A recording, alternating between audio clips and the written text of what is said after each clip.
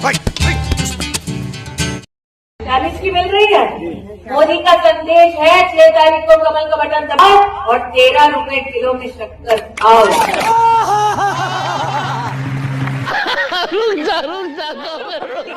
तो भैया कुछ सुना, 13 रुपए किलो चीनी देने वाली सरकार के राज में पार हो गई, चीनी 65 रुपए पार हो गई। लल्लन भैया ये तो होना ही था, क्योंकि जब पेट्रोल में मिलाया जाएगा गन्ने का जूस तो चीनी पर तो होगी ही बेतहाशा लूट।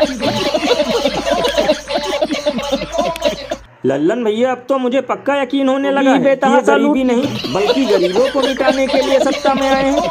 यानी पहले गैस सिलेंडर महंगा हुआ, फिर पेट्रोल डीजल महंगा हुआ और अब चीनी भी महंगी हो गई। भैया इसीलिए तो लोग घनघोर बेइज्जती करते हुए ये कहते हैं कि वो दिन दूर नहीं जब होगा सबके हाथों में कटोरा, क्योंकि देश लूटने निकला है गुजराती चटोरा। खा रहे लोग, सबको तो आजकल बीमारी हो गया, मिठाई उठाई कम खाते हैं। ये बड़ी आजकल तो सब डायबिटीज के शिकार हो रहे हैं। जैसे हर मुद्दे को जुमला पार्टी वाले रोटी की तरह गोल गोल घुमा देते हैं, वैसे ही चीनी में भी ये लोग अपना गोबर ज्ञान पेलने आ गए। पाकिस्तान की साजिश पड़ रहा है। ऐसे भी चीनी लोग कम खा रहे हैं लोग, सबको तो आजकल बीमारी हो गया, मिठाई उठाई कम खाते हैं। आजकल तो सब डायबिटीज के शिकार हो रहे हैं। मैं समझता हूँ कि चीनी के दाम के बढ़ोतरी से कोई फर्क पड़ने वाला नहीं। लल्लन भैया ये तो सिर्फ ट्रेलर है, कल को कोई ज्ञानी आकर ये भी बोलेगा कि मुस्लिम शरबत ज्यादा पीते हैं, इसमें पाकिस्तान की साजिश है, नेहरू का हाथ है, इसलिए चीनी का रेट बढ़ रहा है। का हलवा, अरे रुको जरा, ये तो धोती खोल रहा है। श्री राम जय श्री मोदी। तो ऐसे नमूनों की संख्या, जय श्री मेला लगाओ, इतने तेजस्वी लोग हैं हमारे पास। तो भैया देखा, जहाँ एक तरफ महंगाई आम नागरिकों की कमर तोड़ रही है, वहीं दूसरी तरफ कुछ जाहिल अनभक्त मोदी चालीसा पढ़ते हुए आरती उतार रहे हैं। लल्लन भैया यही शानदार नजारा देखकर तो मुझे कल से झाल मुरी खाते हुए भी नॉन स्टॉप हंसी आ रही है, क्योंकि महामानव की आरती के बाद यहाँ प्रसाद में बढ़ता क्या होगा, गोबर का हलवा। नरेंद्र मोदी जी फिर साक्षात राम राज्य लल्लन भैया कभी कभी तो मुझे लगता है कि 2014 के बाद गधों से ज्यादा तो ऐसे नमूनों की संख्या बढ़ी है। मतलब यहाँ एक से बढ़कर एक जाहिल हैं। कोई मोदी जी को भगवान विश्वकर्मा बना देता है, कोई इन्हें भगवान विष्णु का अवतार बोलता है, और अब इनका मंदिर भी बन गया। भैया इसीलिए तो इस पर महान कवि बाबा लपेटू दास ने कहा है कि जब मंदिर बना ही दिया है तो अब सनातन धर्म की तरह मोदी धर्म भी बनाओ और साल में एक बार महाकुंभ की तरह मेला लगाओ।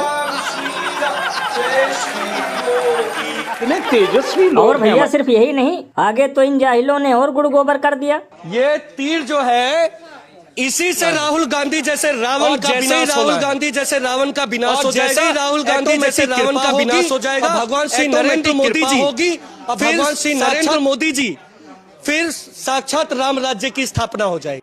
अबे घोंचू, राम राज्य की स्थापना नहीं होगी, बल्कि चढ़ावा की तरह पूरा मंदिर ही गायब हो जाएगा।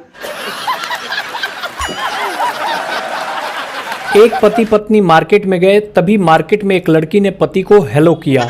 पत्नी ने कहा कौन थी वो? तभी पति ने कहा कि देखो अब तुम प्लीज दिमाग मत खराब करो, अभी उसको भी बताना है कि तुम कौन हो।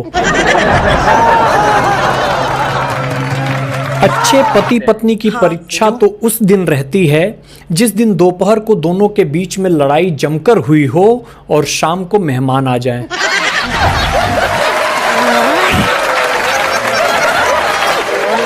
एक शराबी ने एक वकील से कहा कि मैं हर रोज मान्यता प्राप्त ठेके से शराब लेता हूं, उस पर जीएसटी भी कटता है, लेकिन मेरी बीवी मुझे रोज मारती है। क्या मैं बीवी पर सरकार को नुकसान व सरकारी काम में बाधा डालने के आरोप में जेल भिजवा सकता हूं? वकील ये सोचकर बेहोश हो गया कि इतना अच्छा आइडिया इसके दिमाग में आया कैसे।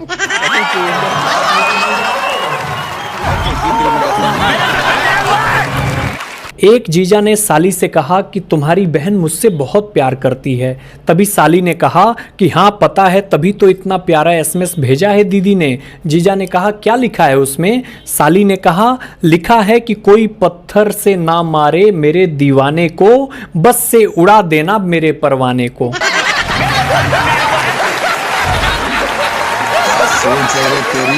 एक शराबी मरने के बाद स्वर्ग में पहुंचा तो उसे काफी घूमने के बाद यमराज जी मिले। उसने पूछा मैं इतना बड़ा? शराबी सारा दिन नशे में टुन्न, मुझे स्वर्ग कैसे मिला प्रभु? तभी यमराज जी बोले कि वो जो तू बिना अन्न खाए दारू के साथ केवल सलाद खा के सो जाता था, टेक्निकली उसे उपवास मान लिया गया है, इसलिए तुम स्वर्ग में हो। एक बार में दो लोग दारू पी रहे थे। एक जो पूरा टुन्न हो गया था बोला, यार तेरी माँ बहुत सुंदर है, मुझे वो बहुत अच्छी लगती है, मरता हूँ उस पर, इस उम्र में भी एकदम हीरोइन दिखती है। इतना सुनते ही बार में एकदम सन्नाटा छा गया। लोग सोचने लगे अब तो लफड़ा होना तय है। तभी दूसरा उठा और बोला, घर चलो पापा, आपको दारू ज्यादा चढ़ गई है। एक आदमी को बिल्कुल तैरना नहीं आता था। गलती से वो गहरी झील में गिर गया। डूबते डूबते उसके हाथ में एक मछली आ गई। उसने पूरी ताकत से मछली को पानी के बाहर फेंका और बोला, जा कम से कम तू तो अपनी जान बचा ले।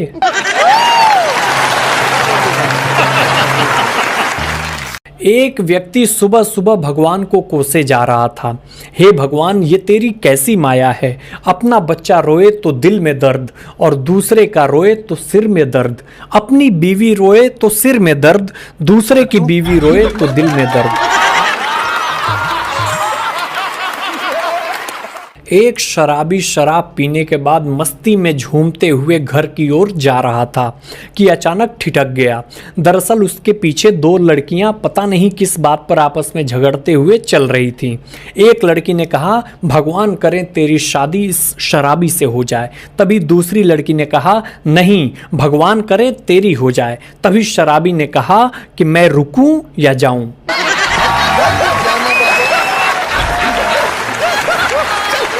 एक बार पुलिस की ट्रेनिंग चल रही थी तो पुलिस ट्रेनिंग के दौरान अफसर ने पूछा, ये तुम्हारे हाथ में क्या है? हर्ष ने कहा, सर ये बंदूक है। तभी अफसर ने कहा, ये बंदूक नहीं, ये तुम्हारी इज्जत है, शान है, ये तुम्हारी माँ है, माँ। फिर अफसर ने दूसरे सिपाही विवेक से पूछा कि तुम्हारे हाथ में क्या है? विवेक ने कहा, सर ये हर्ष की माँ है, उसकी इज्जत है, उसकी शान है और हमारी मौसी है, मौसी। ये सुनकर अफसर बेहोश हो गए।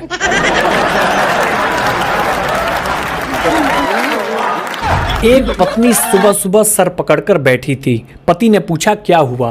पत्नी बोली, 2 दिन हो गए सर का दर्द ही नहीं जा रहा। पति बोला, चलो डॉक्टर के पास दिखा के लाऊं, वो कुछ टेस्टिंग करेगा। तभी पत्नी ने बोला कि कितना खर्चा आएगा टेस्टिंग में? पति ने बोला, यही कोई 8,000 रुपए। पत्नी बोली, रहने दो, परसों पड़ोसन 7,000 की साड़ी लाई थी, तभी से सिर में दर्द हो रहा है, साड़ी दिला दो, दर्द सही हो जाएगा और तुम्हारे 1,000 रुपए भी बचेंगे। बेचारा पति सुनते ही बेहोश हो गया। हॉस्पिटल में पूरे शरीर के चेकअप के बाद दूसरे देशों में कहा जाता है, thank God I am fine. अपनी भारत में कहल जाला, पैसा बर्बाद हो गया ससुरा, कुछ नहीं आया रिपोर्ट में।